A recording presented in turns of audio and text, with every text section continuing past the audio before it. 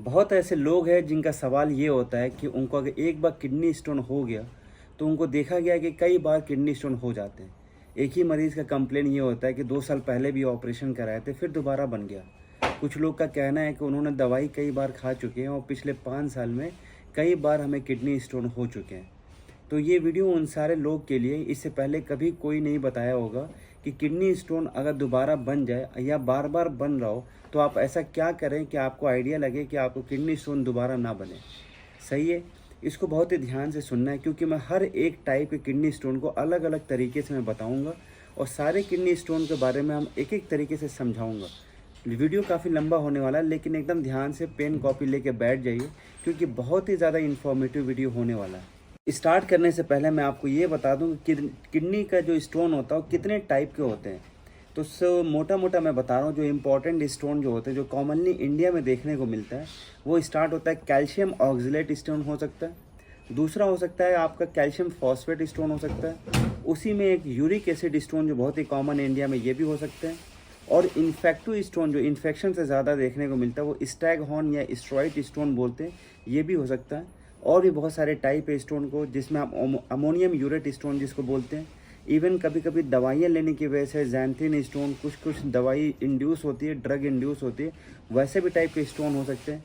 और भी कॉमनली देखने को जो मिलता है हमारे पास वो एक मैट्रिक्स स्टोन होता है, जो कई बार इन्फेक्शन की वजह से हो जाता है। तो ये सारे बहुत सारे टाइप होते हैं जो स्टोन के, जिसमें सिस्टीन स्टोन भी आता है और भी बहुत सारे तरीके। तो ये सारे स्टोन को हम अलग अलग तरीके से पहचानेंगे कि अगर आपको ये वाला स्टोन अगर पता चल जाए कि आपके अंदर ऐसा स्टोन बन रहा है तो उसके खिलाफ हम कोई दवाई देंगे जिसकी वजह से वो दोबारा स्टोन ना बने। तो मैं आपको पहले ये बता दूं कि यहाँ से कि आप क्या क्या कैसे कैसे आइडिया लगाएंगे कि आपको जो स्टोन बन रहा है वो कौन से टाइप का स्टोन है। ठीक है, अब मैं बता दूं कि जब भी आपको हम स्टोन इवैल्यूएशन कराते हैं तो सबसे पहला हम ये चेक कर रहे होते हैं कि आपका कौन सा टाइप का स्टोन है। तो ये चेक करने के लिए कुछ टेस्ट होता है, जो बहुत ही इंपॉर्टेंट टेस्ट है, वो कराना पड़ता है। अब ये कराने से पहले ये ज़्यादा ज़रूरी है आपको ये समझना कि हम किस पेशेंट में कौन सा टेस्ट कराएंगे। तो सबसे पहले उन्हीं लोगों में ये टेस्ट होगा जिनका उनके पूरी बॉडी में कोई स्टोन नहीं दिख रहा है। अगर मान लीजिए आपके अंदर पहले से स्टोन है तो सबसे पहले उसको निकलवाएं। तो आपको निकलवाने के 1 महीने बाद ही ये सब टेस्ट कराना, वरना रिपोर्ट जो है, रिज़ल्ट जो है वो निगेटिव आ जाएगा, वो जो है रिपोर्ट फॉल्स आ जाएगा, वो रिपोर्ट में कोई वैल्यू नहीं होगा। तो पहला इंडिकेशन ही हो गया कि आप अपना पहला स्टोन जो है देखने के लिए, अगर पहले से प्री एग्जिस्टिंग स्टोन है तो उसको निकलवा दीजिए। अगर निकलने के 1 महीने बाद ही सारा टेस्ट होगा। ओके, 1 महीने बाद क्या क्या टेस्ट होगा वो ज़्यादा इंपॉर्टेंट है। सबसे पहले हम आपका ब्लड का टेस्ट करते हैं, उसके बाद 24 घंटे का मतलब 24 आवर यूरिन का इवैल्यूएशन कराते हैं। उसके बाद हम स्टोन एनालिसिस करते हैं, जो स्टोन आपका निकाला गया वो उसको एनालाइज करेंगे, उसको सीटी स्कैन में या इंफ्रारेड स्पेक्ट्रोस्कोपी में ये करके सारा टेस्ट करेंगे। ये 3 टेस्ट बहुत ज़्यादा इंपॉर्टेंट है। ये तीनों टेस्ट कराने से पहले मैंने आपको बता दिया, वो सारे लोग जिनको रिकरेंट स्टोन पहले बन चुका है, जिनके फैमिली का हिस्ट्री है, जो छोटे बच्चे हैं और या जिनको पहले से कोई पैथोलॉजिकल फ्रैक्चर है या गाउट नाम की बीमारी है, उनमें तो ये बिल्कुल ज़रूरी है, इंपॉर्टेंट है कि ये सारा टेस्ट कराना पड़ेगा। इन्हीं सब टेस्ट से आपको आइडिया लगेगा कि आपको कौन से टाइप का स्टोन है। ओके, अब मैं आपको बता रहा हूँ कि आपको कैसे पता चलेगा इन टेस्ट को देख के कि हमको कौन से टाइप का स्टोन है, तभी आप उसका फर्दर इलाज कर पाएंगे। तो अब मान लीजिए आपने 24 घंटे का यूरिन का एनालिसिस करा, तो आपको हम लोग बोलेंगे कि आप अपने यूरिन का पूरे 24 घंटे का इकट्ठा करें। तो कैसे इकट्ठा करें, किसी भी बिस्लेरी के बोतल या कोई भी 1 लीटर के बोतल में या कई सारे बड़े बड़े बोतलों में अपना यूरिन को इकट्ठा करें। वो अब ये इकट्ठा करने से पहले ये ज़रूरी है आपके लिए कि आप नॉर्मल तरीके से जो पहले से खाना खा रहे हैं, जो नॉर्मल तरीके से जैसे पानी पी रहे हैं और जो भी आप जो नॉर्मल रूटीन था उसी को आप एक्टिव करके रखे रहेंगे। ऐसा नहीं कि आपको कल टेस्ट है तो आप अपने कुछ बिहेवियर में चेंज कर लेंगे। अगर बिहेवियर में चेंज कर लेंगे तो हो सकता है रिपोर्ट आपका गलत है और आपको आइडिया नहीं लग पाएगा कि ये क्यों हो रखा है। ओके, अब मैं आपको बता दूं कि जो सबसे इम्पॉर्टेंट चीज़ है, जो हम 24 घंटे का यूरिन जो इकट्ठा करते हैं, उसमें हम लोग क्या करते हैं कि उस यूरिन में चेक करते हैं कि कैल्शियम कितना है। उसी 24 आवर यूरिन में यूरिक एसिड कितना है उसको चेक करेंगे। उसी 24 आवर यूरिन में ऑक्सलेट कितना है उसको चेक करेंगे। उसी 24 आवर यूरिन में आपका अमोनियम कितना है, कैल्शियम कितना है, ये सारा चीज़ हम चेक कर रहे होते हैं। तो हम 24 घंटे के में आपको ये सारा चीज़ हम बताएंगे, जिसको मेटाबॉलिक इवैल्यूएशन बोलते हैं। साथ ही साथ अगर जो ब्लड का जो टेस्ट करते हैं उसमें कैल्शियम, मैग्नीशियम, पोटेशियम उसका सोडियम, उसका ब्लड गैस एनालिसिस, जो यूरिन का जो हम एसिडिटी चेक कर रहे होते हैं, ये सब चीज़ चेक करते हैं। पैराथायराइड हार्मोन भी चेक कर रहे होते हैं। ये सारा चेक करने के बाद हम आपका स्टोन एनालिसिस जो माइक्रोस्कोप में चल के देखते हैं, इंफ्रारेड स्पेक्ट्रोस्कोपी से जो चेक करके देखते हैं, उससे हमें ये पता चल जाता है स्टोन एनालिसिस से कि आपका जो स्टोन का जो टाइप है वो ऑक्सलेट स्टोन है, सिस्टीन स्टोन है, या यूरिक एसिड स्टोन है, या फॉस्फेट स्टोन है, या स्टेरॉइड स्टोन है। उसी स्टोन एनालिसिस को हम जो है इसके थ्रू पता कर लेते हैं कि कौन सा टाइप का स्टोन है। उसको और कंफर्म कर लेते हैं कि आपका 24 आवर के अंदर जो यूरिन में जो टेस्ट आया है वो क्या आया है। तो ये सारे टेस्ट को हमें पता चल जाता है कि हमारा किस टाइप का स्टोन है। ओके, अब मैं आपको ये बता दूं कि आपको ये सबसे ज़्यादा इम्पोर्टेंट बात ये है, अब जो आपको रिकरेंट स्टोन बन गया, तो एक बात आपको मैं ये बता दूं कि हमारे बॉडी के अंदर कई सारे ऐसे मटेरियल होता है जो स्टोन को बनने से बचाता भी है। ऊपर वाले ने स्टोन से बनने को बचाने के लिए एक इनहिबिटर भी दिया हुआ है। उनमें क्या क्या होता है, वो होता है सिट्रेट होता है, वैसे ही आपको करके आपको मैग्नीशियम भी होता है। वैसे ही खुद के जो यूरिन की अपनी प्रॉपर्टी होती है कि अगर वो ऑस्मोलैरिटीज़ में कुछ चेंजेज आएंगे तो स्टोन बनने लगेंगे। उसमें आपको आपने इनएडिक्वेट तरीके से अगर पानी पिएंगे तो स्टोन बनने लगेंगे। तो ये सारे हमारी बॉडी के इंट्रिंसिक मैकेनिज्म होता है जो स्टोन बनने से बचाता है। अगर मान लीजिए आपको इसी सब चीज़ में आपका जो इनहिबिटर है वही कम हो जाए तो स्टोन ज़्यादा बनने लगेगा। इसीलिए हम यूरिन में एक और टेस्ट करके देखते हैं कि आपके यूरिन में सिट्रेट कितना है। अगर सिट्रेट कम है, इसका मतलब हाइपोसिट्रेट्यूरिया है, तो आपको स्टोन बनने का ज़्यादा चांस है। अगर आपका यूरिन में मैग्नीशियम कम है तो इसका मतलब कि जो बनाने वाला जो बचाने वाला जो था वो कम हो गया, तो स्टोन बनने का ज़्यादा चांसेस है। तो हम लोग मैग्नीशियम भी चेक करते हैं, कैल्शियम, वो उसमें आपका क्या बोलते हैं यूरिन में। ठीक वैसे ही कुछ स्टोन प्रमोटर होते हैं जो स्टोन को बढ़ावा देते हैं, जो बनाने को और ज़्यादा आगे बढ़ाते हैं। उनमें क्या क्या होता है कि अगर आपको यूरिन में कैल्शियम अगर ज़्यादा आने लगे, जिसको बोलते हैं हाइपर कैल्सीयूरिया, तो आपको स्टोन ज़्यादा बनने लगेगा। इसी चीज़ को हम 24 आवर यूरिन में हम लोग कैल्शियम को चेक करते हैं। इसी चीज़ को मैं आपको बता दूं, ऑक्जेलेट नाम का जो मटेरियल होता है, जो सीक्रेट होता है यूरिन में, अगर बहुत ज़्यादा बढ़ने लगे तो आपको ऑक्जेलेट स्टोन बनने लगेगा। इसी सब चीज़ को 24 आवर यूरिन में ऑक्जेलेट को भी चेक कर रहे होते हैं कि कितना बढ़ा है। वो हम नॉर्मल वैल्यू, एक रेंज डिफाइंड है, अगर उस रेंज से ज़्यादा है, जो भी आप एक पैरामीटर दिया रहता है हर एक टेस्ट के आगे, अगर उससे ज़्यादा है तो आपको हाइपर ऑक्जेल्यूरिया हो गया। इन्हीं सब चीज़ को हम लोग चेक कर रहे होते हैं कि ये सब चीज़ क्या करता है कि स्टोन को और बढ़ावा देता है। ठीक वैसे ही आपका यूरिक एसिड अगर यूरिन में ज़्यादा आ रहा है तो हो सकता है आपका यूरिक एसिड ज़्यादा स्टोन बन सकता है। ठीक वैसे आपको अमोनियम ज़्यादा आने लगे यूरिन में तो आप मान के चलिए कि आपको हो सकता है आपके अंदर जो स्टोन बन रहा हो अमोनियम यूरेट का बन रहा है।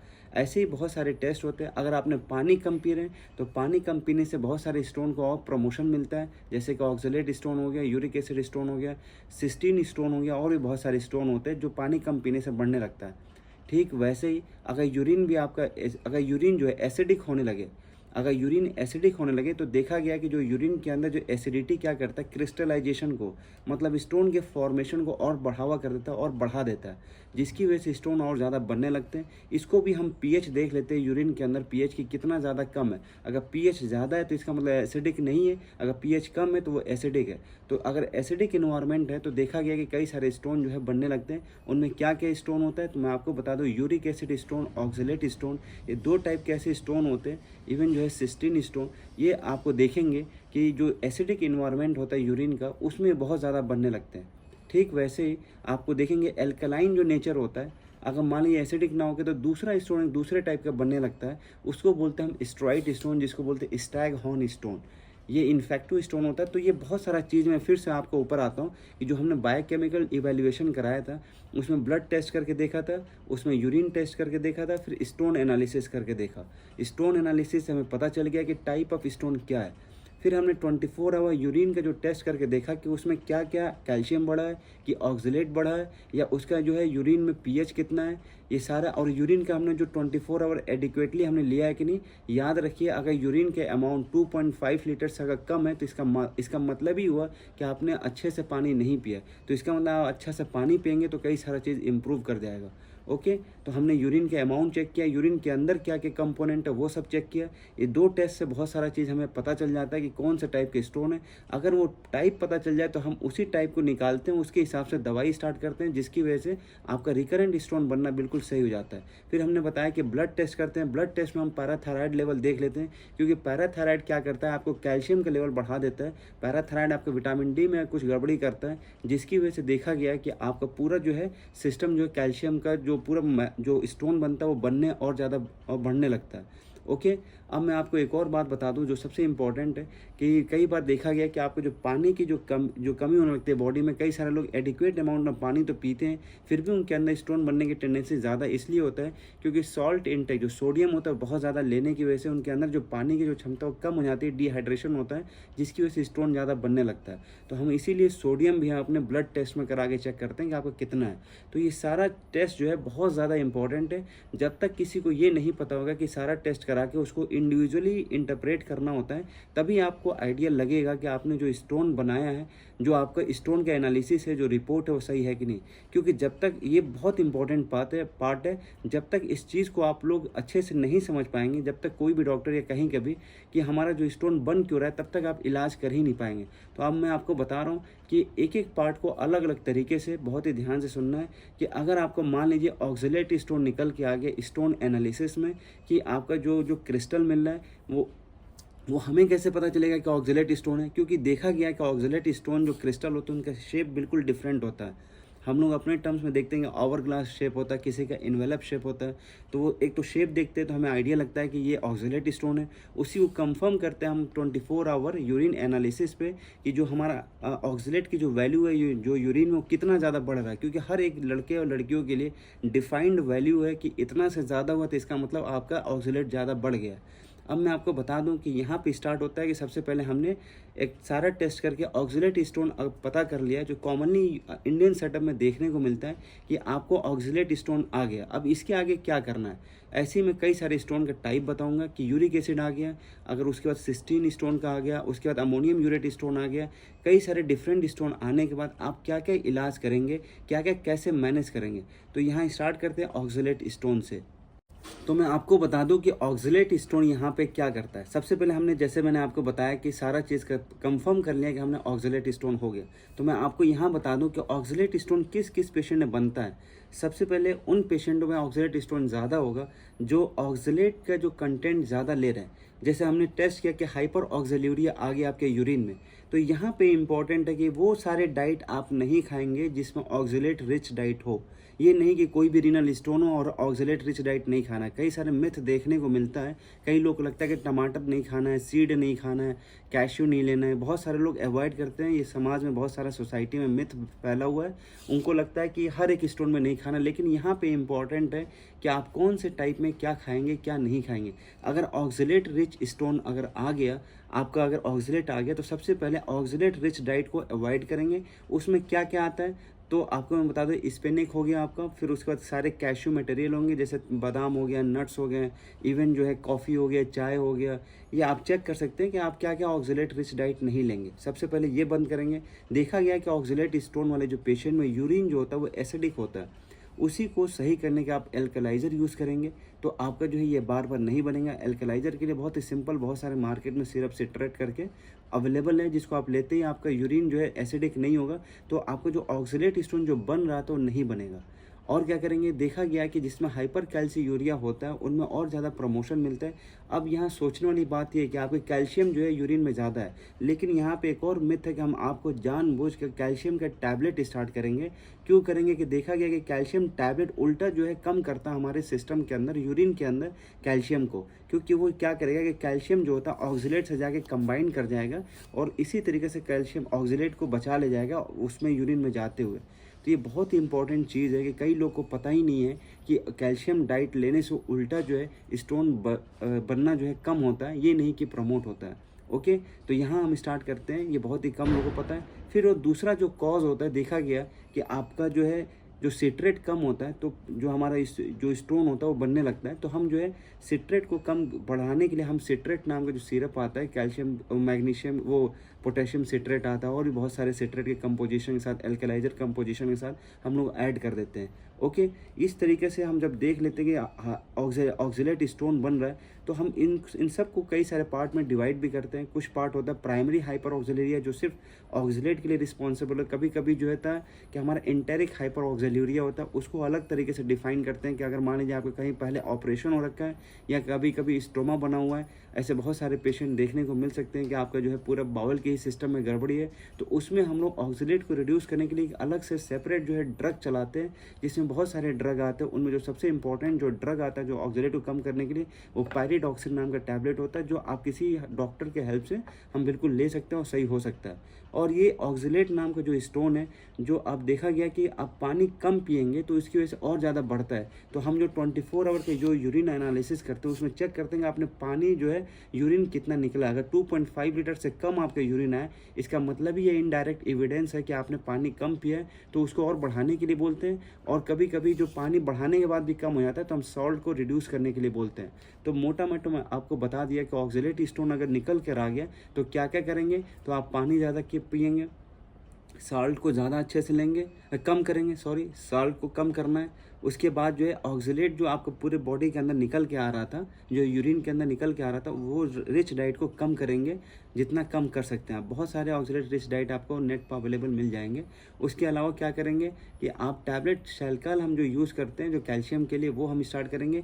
इवन अगर इससे सही नहीं हुआ हाइपर कैल्शियूरिया, फिर भी अगर परसिस्ट कर रहा है, तो थायजाइड नाम के ग्रुप का हम मेडिकेशन स्टार्ट कर देते हैं। इससे आपका जो है ऑक्जेलेट का लेवल जो है इससे और भी कम हो जाता है, क्योंकि कैल्शियम कम करता है। और मैं आपको बता दूं कि इसमें एसिडिटी को कम करने के लिए हम एल्कलाइजर यूज़ करते हैं और सिट्रेट यूज़ कर लेते हैं, ताकि आपका सिट्रेट बढ़ावा जो देने से आपके स्टोन कम बने। ये सारी चीज़ जो है आपको मैंने बता दिया कि कैसे जो है आप एक पूरा जो है स्टोन जो रिच डाइट जो आपको ये ऑक्जेलेट जो बन रहे थे वो कैसे कम करेंगे। ये पूरा जो कॉन्साइज है बहुत ही शॉर्ट में, ऑक्जेलेट स्टोन को बचाने के लिए आपको ये करना पड़ेगा। अब मैं नेक्स्ट टॉपिक पे आता हूँ, uric acid stone. Acid stone अगर बन रहा है तो आप क्या करेंगे। अगर यूरिक एसिड, पहले कैसे पता चलेगा कि हमने स्टोन एनालिसिस करा है, उसमें देखा गया निडल शेप का अगर क्रिस्टल है तो ज़्यादा चांस है यूरिक एसिड स्टोन है। उसी चीज़ को और कंफर्म के लिए हमने 24 आवर यूरिन एनालिसिस कराया। तो जब यूरिन एनालिसिस कराया तो देखा कि यूरिक एसिड आपका यूरिन में बहुत ही ज़्यादा बढ़ा हुआ है। तो इसका मतलब है कि हो सकता है आपको जो है यूरिक एसिड बढ़ने की वजह से यूरिक एसिड स्टोन हो गया। अब जब यूरिक एसिड स्टोन बन गया है तो अब ऐसे में क्या करेंगे, सब कुछ कंफर्म करेंगे। फिर वही सारे प्रिंसिपल यहाँ पे भी आएगा। आप पानी जो है कम पीने से यूरिक एसिड बढ़ता है, और इसमें भी देखा गया है कि जिसकी यूरिन एसिड होता है, देखा गया कि उसमें क्रिस्टल जो है ज़्यादा बनने का चांस है। अब इसमें थोड़ा ट्रिक ये है कि किस पेशेंट में यूरिक एसिड जो है एसिड ज़्यादा हो जाता है, यूरिन किस में ज़्यादा एसिड होता है। तो मैं आपको बता दूं, वो सारे लोग जो एनिमल डाइट लेते होंगे, जैसे कि कोई मीट ले रहा है, कोई मसाले वाला आइटम ले रहा है, कोई चिकन खा रहा है, तो ऐसे में हाई प्रोटीन डाइट वाले में देखा गया कि जो मेटाबॉलिज्म के बाद जो लैक्टिक एसिड जो भी बन रहा है, उसकी वजह से यूरिन में एसिडिटी बनने लगती है, जिसकी वजह से आपको जो यूरिक एसिड और ज़्यादा बन रहा है। तो ये सारे चीज़ को आपको अवॉइड करना पड़ेगा। दूसरा जो देखा गया कि इंसुलिन की रेजिस्टेंस की वजह से, या आपको डायबिटीज़ की वजह से, या मेटाबॉलिक सिंड्रोम, जैसे आप बहुत ही ओबीज़ हैं, उसकी वजह से भी देखा गया है कि एसिडिटी ज़्यादा बनने लगता है यूरिन का, और यूरिक एसिड बहुत ज़्यादा बन रहा है। तो आप सोचेंगे कि हम जो है एक एसिडिटी की दवा ले लेते हैं, एल्कलाइजर ले लेंगे, बिल्कुल सही हो जाएगा। तो ऐसा नहीं है। पहले आप अंडरलाइन कॉज को सही करेंगे। अगर शुगर है तो उसकी प्रॉपर दवाइयाँ खाएँ। मेटाबॉलिक अगर सिंड्रोम है, जैसे बहुत ओबीज़ है, तो आप हमेशा रेगुलर एक्सरसाइज करें। अगर ये सब के बाद भी अगर सिरप उसके बाद ऐड करते हैं एल्कलाइजर, तब जाके एग्जैक्टली आपको फ़ायदा होगा। उसके बाद देखेंगे कि अगर यूरिकोसियूरिया अगर हो रहा है आपको यूरिन में, तब उसके लिए एक अलग से मेडिकेशन हम स्टार्ट करते हैं, जिसको हम बहुत सारे मेडिकेशन में एलोपेरिनॉल बहुत आता है, जो हमने देखा होगा कि फीबिक्सोस्टेट बहुत सारे लोग दे देते हैं। लेकिन ऐसे नहीं देना जब तक आप प्रॉपर इवैल्यूएशन ना कराएं। अगर ये सब प्रॉपर इवैल्यूएशन कराने के बाद अगर दवाई देंगे तो बहुत ही यूज़फुल रहता है, ऐसे नहीं होगा। ये हो गया आपका यूरिक एसिड के स्टोन के बारे में। अब मैं नेक्स्ट बताता हूँ सिस्टीन स्टोन आपको कैसे पहचानना हो, कैसे बताएंगे, ठीक है। अब सिस्टीन स्टोन वाले में क्या करना होता है कि सबसे पहले सिस्टेन्यूरिया होगा, आपका सिस्टीन का लेवल बढ़ा होगा यूरिन में। वैसे ही आपको जो स्टोन एनालिसिस में भी आपको सिस्टीन का क्रिस्टल जो है हेक्सागोनल फॉर्म में दिख जाएंगे, तो इसका मतलब सिस्टीन का स्टोन है।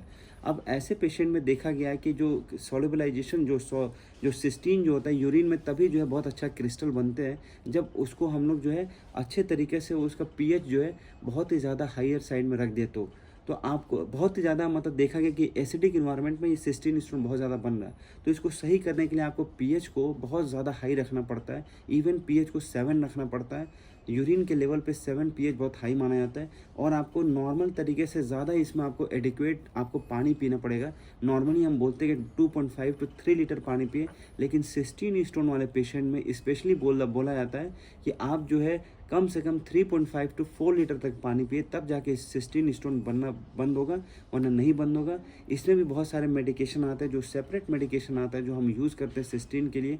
उसमें बहुत सारे पेनिसिलामाइन आ सकता है, उसमें टायोट्रोपिनिन जो होता है वो भी हम दे सकते हैं। उसके अलावा भी बहुत सारे और मेडिकेशन है जो सिस्टीन स्टोन में ही देते हैं। इसको हम पूरा वर्कअप भी कराते हैं कि कोई जेनेटिक कॉज तो नहीं है सिस्टीन स्टोन का। फिर हम जेनेटिक कॉज को देखते हुए फिर हम प्रोसीड भी करते हैं, इसका फिर फर्दर जो है ट्रीटमेंट देते हैं। अब आते हैं जो सबसे इंपॉर्टेंट जो स्टोन है, स्टैगहॉर्न कैलकुलस। अब जो सबसे इम्पोर्टेंट जो स्टोन जो बहुत ही ज़्यादा कॉमन है, इवन फीमेल में सबसे ज़्यादा देखने को मिलता है, वो स्टैगहॉर्न स्टोन होता है। ये एक हिरन की शक्ल का स्टैगहॉर्न बन जाता है। इसमें पूरे एनाटॉमी में क्या होता है कि पूरा किडनी के अंदर जो है शेप ले लेता है, हर एक कैलिक्स में चला जाता है, जिसमें कई सारे 12 सिंगा बन जाता है, जिसको हम स्टैगहॉर्न स्टोन बनते हैं। इसी स्टोन को हम इन्फेक्टिव स्टोन भी बोलते हैं, जो बहुत ज़्यादा कॉमनली उन्हीं में देखने को मिलता है जिनमें इन्फेक्शन ज़्यादा है। इसका मतलब अगर बार बार किसी को यूटीआई हो रहा है, इन्फेक्शन हो रहा है, तो उनमें जो है ये सबसे ज़्यादा बनने का चांस है स्टैगहॉर्न स्टोन। अब मैं एक और बात बता दूं, इसी का जो तीसरा नाम होता है ट्रिपल स्टोन, इसी को हम बोलते हैं स्ट्रॉइड स्टोन। ट्रिपल स्टोन इसलिए बोलते हैं कि 3 कंपोजिशन होता है इसमें, कैल्शियम के, फॉस्फेट के, मैग्नीशियम के और अमोनियम यूरेट के। तो कैल्शियम तो कॉमन हो जाता है, इसमें 3 सारे जो सॉल्ट मिलकर आपस में मिलाते हैं इनको। ठीक वैसे ही आपको हमने सबसे पहले फर्दर क्लिनिकल हिस्ट्री एग्जामिनेशन में सब कुछ आइडिया लगा लेते हैं, उसको फिर सीटी स्कैन पर स्टैगहॉर्न का शेप देख लेते हैं। उसके बाद हम माइक्रो एनालिसिस करके देखते हैं जो स्टोन एनालिसिस में कि क्या शेप है। इसमें कॉफिन लिड शेप हमें देखने को मिल जाता है। उसके अलावा हमने चेक करके देख लिया कि आपका यूरिन एनालिसिस में कि यूरिन का पीएच ज़्यादा होगा। यहाँ डिफरेंट यही है दूसरे चीज़ से कि इसमें जो देखा गया है कि एसिडिक इन्वायरमेंट नहीं, इसमें जो देखा गया है कि आपका पीएच ज़्यादा है, इसका मतलब एल्कलाइन इन्वायरमेंट वाले जो होता है, जो यूरिन होता है, उन्हीं में ये स्टोन बनेगा। इसीलिए कई सारे लोग ऐसे ही आपको एल्कलाइज़र दे देते हैं। कई बार हम देखने को मिलता है कि सिर्फ पोटेशियम सिट्रेट हमने दे दिया और पेशेंट को सही होता ही नहीं, क्योंकि उनको पता ही नहीं अंडरलाइंग कॉज, और उल्टा सीधा ऐसी दवाई चल रहा होता है, मरीज़ को सही होता नहीं है। और प्रॉपर अगर पता चल जाए कि क्या सही होने वाला टेक्निक है तो मरीज़ तुरंत सही हो जाएगा। तो इसमें आपको सीरम सिट्रेट जो है नहीं देना है, इसमें हम अमोनियम का साल्ट देते हैं ताकि जो है यूरिन जो है वो एल्कलाइन जो बना हुआ उसको ख़त्म करके एसिडिक करे। तो हमारा जो स्टैगहॉर्न कैलकुलस का जो पार्ट होता है, आपको यूटीआई को सही करना होता है। उसके बाद इन्वायरमेंट जो है आपका जो यूरिन का जो बना हुआ है, वो हम सिट्रेट जो ना देके कुछ और हम स्टार्ट करेंगे, यहाँ पे क्लोराइड देके स्टार्ट करेंगे, अमोनियम क्लोराइड, जिससे वो एसिडिक हो जाए। ओके, अब जो चेक करते हैं कि इसमें जो कुछ मैकेनिज्म अलग होता है। जो देखा गया स्टैगहॉर्न जो कैलकुलस है, इसमें सबसे ज़्यादा जो इंपॉर्टेंट रोल है वो सर्जरी का होता है। इसमें हम कोशिश करते हैं कि आपका पूरा जो सेगमेंट है, जो स्टोन है, वो निकल जाए। अगर थोड़ा सा भी सेगमेंट अगर बच गया स्टैगहॉर्न कैलकुलस का, तो वो ज़रूरी है कि 50 to 80% चांस है कि आपको स्टोन दोबारा बन जाए। तो दोबारा ना बनने के लिए स्टैगहॉर्न कैलकुलस के लिए सबसे इम्पोर्टेंट रोल है कि आप ऑपरेशन ऐसे जगह से कराएं और कोशिश करें कि पूरा स्टोन निकल जाए, थोड़ा भी रेजिडुअल नहीं बचना चाहिए। अगर ज़रा भी रेजिडुअल बच गया उसमें ऑपरेशन के बाद, तो आपका बिल्कुल सही नहीं हो सकता, दोबारा बनने के चांसेस ज़्यादा है। देखा गया है कि जिस किसी को भी एक बार स्टोन हो जाए, उसको 50% चांस है कि 5 साल बाद दोबारा स्टोन बनेगा। तो इन सब चीज़ों को आपको बचना होगा।